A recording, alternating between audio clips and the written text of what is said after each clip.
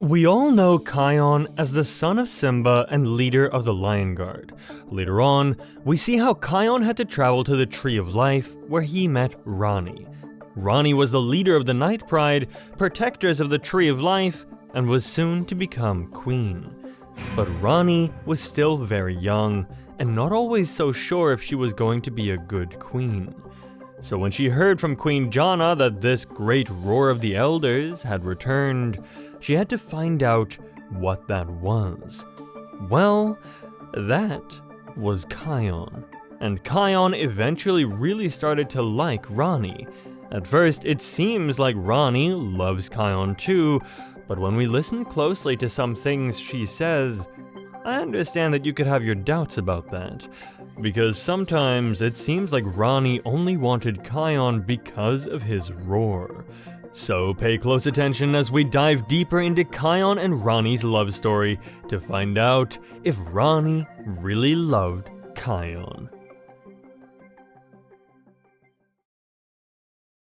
To understand their story better, let me freshen up your memory to remind you what the Roar of the Elders is. The Roar of the Elders is a great gift that the leader of the Lion Guard receives to protect the Pride Lands. It was discovered by Ascari near Chica Escarpment. This was a place next to the Tree of Life where Ascari's spirit lives on now. The Lion Guard had always been a group of lions, but that was until Kion received the gift of the Roar. Kion was really special because he chose a honey badger, hippo, egret, and cheetah for his guard. This made him very powerful, and with the Roar of the Elders, they could defeat almost any enemy.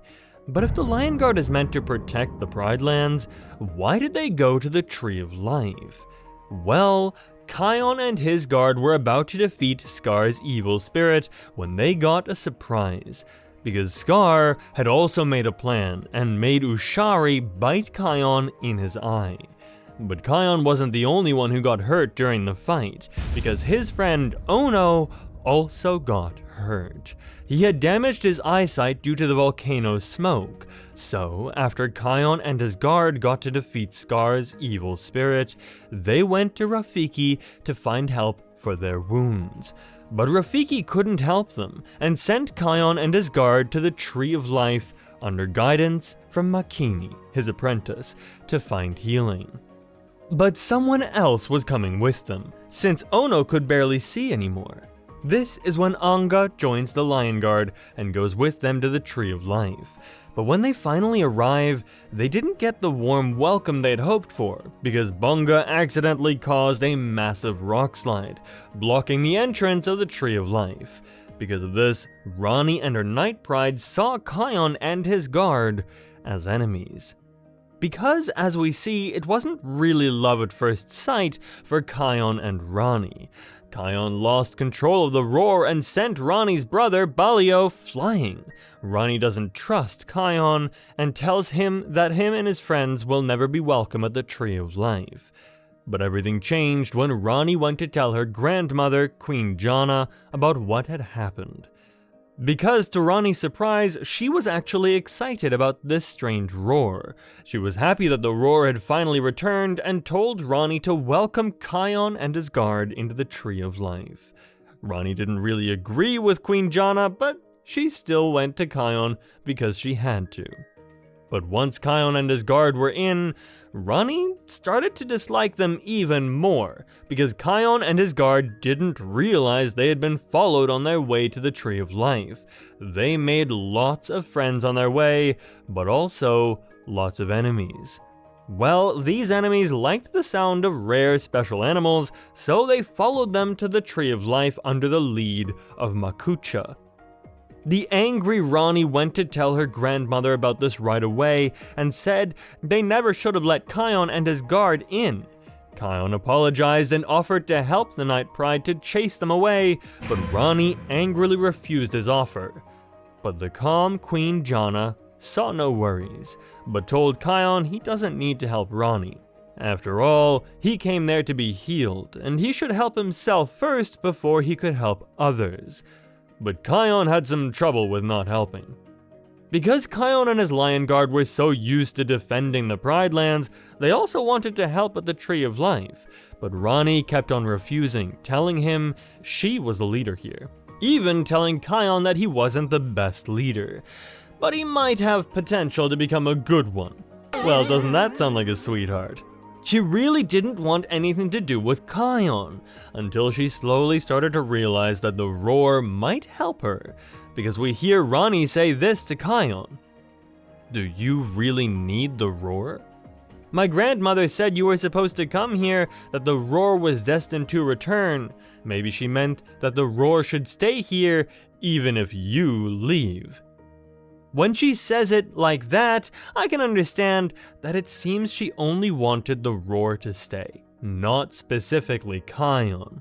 I think that this might have been the case at first, but when she got to know Kion better, I think she truly started to like him. And I don't blame her for at first only wanting the roar to stay, because her grandma, Queen Janna, was really excited about the roar.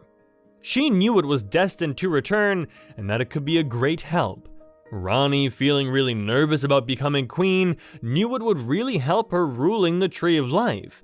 She would be much more confident with a powerful roar by her side, while she was still learning how to be a good queen. And Queen Janna wasn't the only one, because almost any animal was really impressed by the roar. But as time went on, she got to know Kion better. They grew closer and closer, and when Queen Janna completed her journey in the Circle of Life, Rani was glad she had Kion to support her.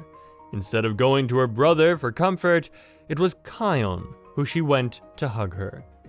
I think this was the moment Rani realized there was more to Kion than just the roar, and after she saw that he could also be a great leader, she realized they actually looked a lot alike, and her feelings started to grow. Because when she heard Kion was working on his roar, she knew she had to check that out.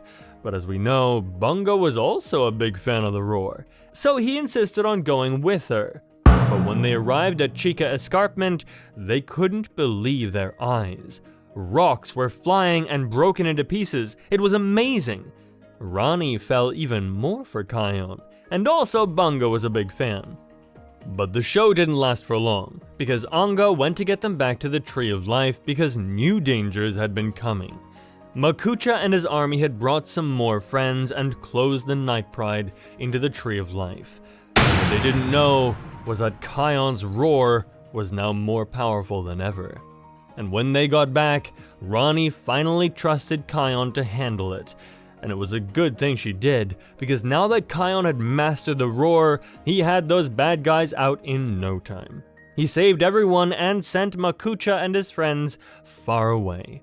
And the nightpride finally understood why Queen Janna was so happy that the roar had returned. Nirmala told Kion that he really was healed now, but Rani didn't want him to leave yet.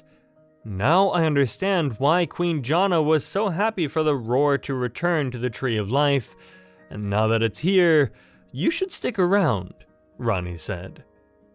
See how she said, "you here," instead of just saying the roar should stay? Kion needed a moment to think about it, but he really started to fall for Rani. She made him realize how well they worked together and how much they were alike. It was really tempting for Kion to stay, and even the rest of his guard really liked it at the Tree of Life, because Bunga finally met another honey badger, Binga, and even though she was better at everything, Bunga still found her unbunga-leavable. But before the guard could decide, they had to return to the Pride Lands, because Janja and Jasiri had traveled all the way to the Tree of Life, with some help from Azad, to warn Kion and his guard about Zira, who was causing trouble in the Pride Lands again. Well, the choice was made for now, and Kion had to return to the Pride Lands. We can see here just how sad Rani was, and she told him and his guard they would always be welcome at the Tree of Life. It was a long journey back to the Pride Lands, but luckily, Foolie's cheetah friend Azad knew some faster ways. With some help of the roar, Kion could make all the cheetah ways accessible for anyone. But once they got home, It seemed like all the problems had already been solved. A new Lion Guard had formed while they were away, and there was peace in the Pride Lands again. Kion soon realized how much he missed Rani, and told his sister Kiara about her. She comforted him by saying she thought Mom and Dad would understand if he returned, and Kion was happy she understood. But Kion was still leader of the Lion Guard and had to protect the Pride Lands, or so he thought, because Vitani, leader of the new Lion Guard that had been created while Kion was away, thought differently about that. Because she was the sister of the future king, so she insisted that her group would be the new Lion Guard. At first, Kion didn't agree with this because his guard still had the mark, and he thought that they were the true protectors of the Pride Lands. But Vitani wasn't convinced and stood her ground. So they made up a competition to decide whose Lion Guard was the best for the Pride Lands, and when Kion realized Vitani was fierce enough to lead her guard without the roar, Kion knew he had to pass on his roar to her, remembering Ascari's words in the back of his mind, because Ascari had told him that only the one that can let go of the roar completely can truly master it. So that is when Kion passed his duties of the Lion Guard over to Vitani and her group. But when Ascari saw this, he also gave Kion the roar to go help at the Tree of Life. And Kion couldn't be happier, because he could finally go back to Rani again. And when Kion and his guard returned, Rani couldn't believe her eyes. She hadn't stopped thinking about Kion for a moment and was so happy that he came back to her at the Tree of Life. But not only Kion and his guard came to the Tree of Life, a lot of Pridelanders had traveled with them to see Kion become king. Then it was up to Makini to present Kion as Queen Rani's king. Even Makini's parents came to watch this, and everyone couldn't be happier. You could sure say that love was in the air, seeing how happy Binga and Bunga and Jasiri and Janja looked as well. Kion and Rani had a bright future ahead, with many years to come. With the predators out of sight, they can finally really enjoy their time together. I think they will soon start having cubs, but unfortunately it doesn't seem like we will be getting a season 4 of the Lion Guard. If you want me to create a video about how I think the future of the Tree of Life will look like, then let me know that in the comments below. I think Rani and Kion also won't stop visiting the Pride Lands, since Kion also has lots of friends and family there, but I'm curious how you feel about Kion and Rani. Do you think Rani was only interested in the roar, or do you think she actually fell in love with Kion along the way? Maybe a better way to look at it would be like this. What do you think would happen to Kion and Rani's relationship if Kion had returned to the Tree of Life without the roar? Would Rani still have liked them the same, or do you think Kion would have ended up with another lion like Tifu or Zuri?